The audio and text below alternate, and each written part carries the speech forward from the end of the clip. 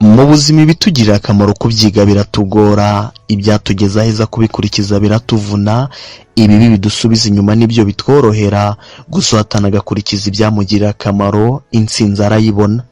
Muri Menya Byose ya none turavuga ku bintu 10 bigoye kwiga no gukurikiza, gusa ubishyize mu bikorwa abona ihirwe.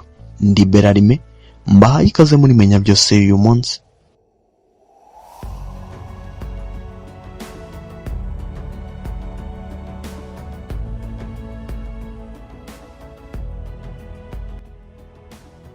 Ikintu cya mbere kigoye kwiga gusa ukiza akagishyira mu bikorwa gihindura ubuzima bwe ni ugutega amatwi.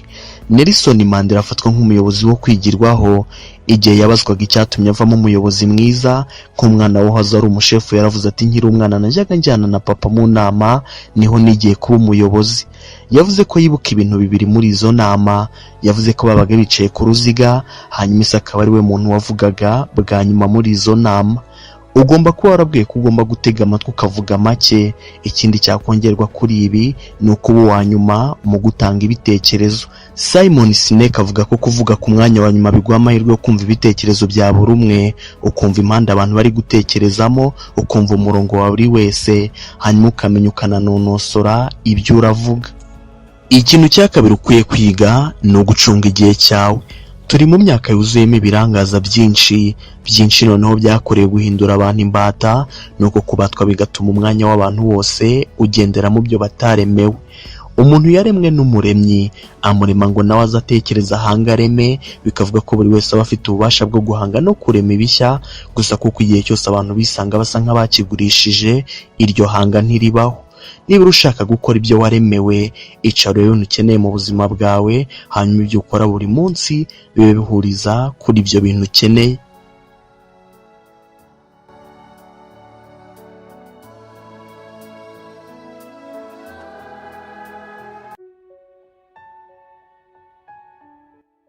Ikintu cya gatatu ugomba kwiga ni uguhozaho. Intsinzi ntabwo ari ihereza aho ugera mu bwami ukituriza, ni urugendo rukomeza paka, kuko uruhagaritse ugatera hagati mu ryinyo wagwa hasi. Nibyo wenda ubona warageze iyo wahoze ushaka kugera, niba ari ukomeza ugomba gukomeza kubungabunga ibyo bigwi, kuko usinziriyeho gato cyangwa se ugakosa gato wahita utikuza. Ikintu cya kane ugomba kwiga ni ukwiyizera.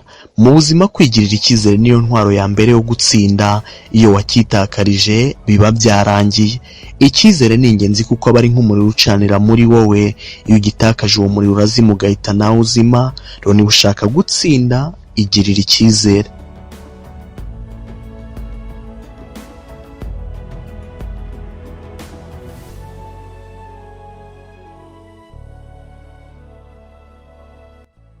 Ikintu cya gatanu kigoye kwiga gusa cyitura uwakize ni ukwibwiza ukuri, ukibera inyangamugayo.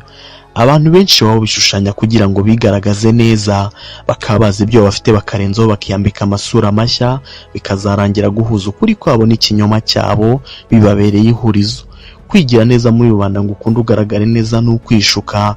Kwishushanya ntabwo ari byo bizatuma uba nk'uko ushaka kumera, ahubwo wigaragaza uko uri wowe kwishushanya, nibwo uzagera aho ushaka kugera. Ikintu cya gatandatu ugomba kwiga ni ukudatinya gusobanuza.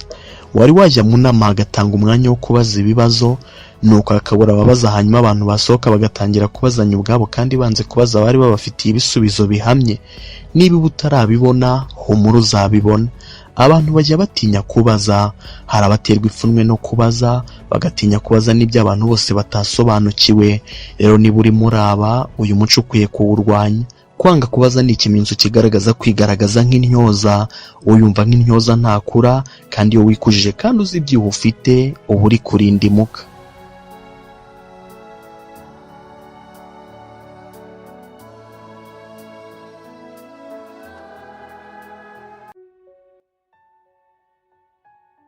Ikintu cya karindwi ugomba kwiga ni ukutaganya no kwitwara nk'inzirakarengane. Hari abantu bahora batanga intonde zabo bashinja ibibazo byabo. Bamwe bashinja leta, abandi bashinja ababyeyi babo, abandi bashinja ibihugu bavukiyemo. Gusa nubwo byabaho koko ko hari impamvu zakuzitiye, n'ubundi guhora umuntu azitanga ntabwo ari byo bizamucira inzira. nibyo ntawanga kuvukira heza, ntawanga kuvukira mu muryango waharuye inzira abana bawo, ntawanga ibyiza mu buzima, gusa iyo utabyisanzemo icyo uba ugomba gukora ntabwo ari ukwirirwa ubivuga, ahubwo uba ugomba gushaka ibyatuma ugera kuri ibyo byiza. Les Brown yigeze kubaza ikibazo ati se nutora ikarita mbi uzanga kuyikinisha ngo nuko watoye imbi cyangwa uzayikinisha uko bishoboka kose? Ikintu cya munani ugomba kwiga ni ukubaho mu gihe. Hari abantu babaho babazwa n'ahahise hatazagaruka kandi hatanahindurwa. Yego hari igihe umuntu aba yarakomeretse kwakira ibintu byaramugoye, gusa nanone gukomeza gutera ubwoba n'ibyarangiye no kwicuza ntabwo ari byo. Si n'ibi gusa, burya no guhangayikishwa n'ibyo utarageraho no kwishyira mu gihirahiro. Uba ugomba gukora buri munsi ibyo ugomba gukora, ukita kuri buri munsi uko bikwiye. Ibi nubikora iby'ahazaza uzasanga warabishyize ku murongo kera. Rero igihe wumva ugiye guheranwa n'ahahise, n'igihe wumva uteye ubwoba n'iby'ahazaza, jya wikebura wite ku byo ugomba gukora muri icyo gihe. Nibyo hari igihe uba utabasha kuyobora uko uri kwiyumva, gusa burya iteka ubasha kuyobora ibyo uri gutekereza. Ibyo utekereza kandi nibyo bigena uko wiyumva, bikavuga ko ugomba gutekereza neza.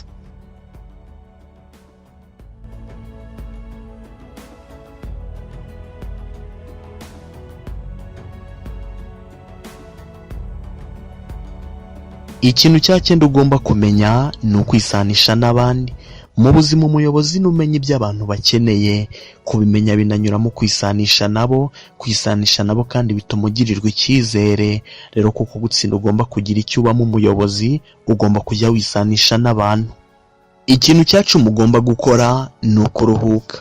Umubiri si imashini kandi burya n'imashini ziraruhutswa. Uba ugomba gufata igihe ukaruhuka, kuko iyo utananiwe nibwo utekereza neza, kandi umuntu burya nibyo atekereza. Niba ushaka ihirwe mu buzima, iga gutega amatwi, iga kwisanisha n'abandi, igirira icyizere, cana ukubiri n'amaganya, cunga neza igihe cyawe, mu byo ukora byose uzajya uhozaho kandi ube inyangamugayo. Iki kiganiro cyitwa Menya Byose, ni Isaniro TV, rwa rubuga rw'abashaka ejo heza. Jye ndi Berarime, ndabashimiye.